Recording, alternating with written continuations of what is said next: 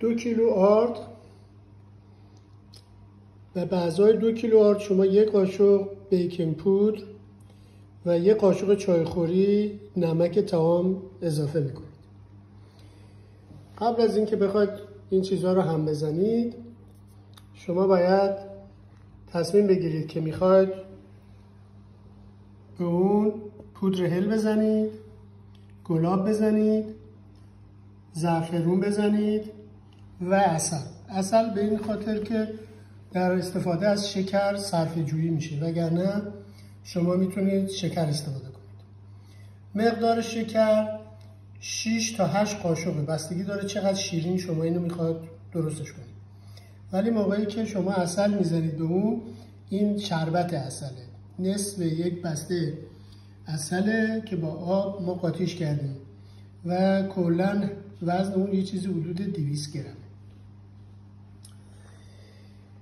بعد شما این چیزها رو میتونید مستقیما با آرد قاطی کنید، ولی قبل از اینکه شما این کارا رو انجام بدید باید اول از خمیر ترشتون مطمئن بشید.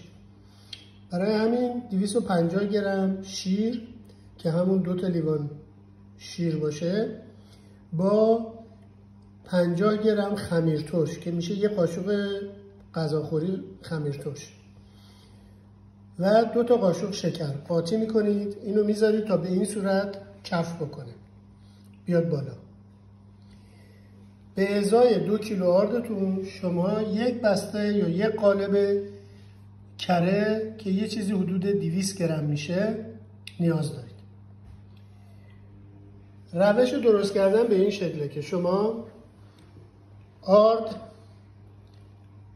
پودر بیکینگ پودر، 1 قاشق چایخوری نمک، زعفرونتون، عسلتون و گلابتون و پودر هل هم 1 قاشق غذاخوری یا کمتر، بستگی داره چقدر شما دوست دارید یا اصلا نمیخواد داشته باشید.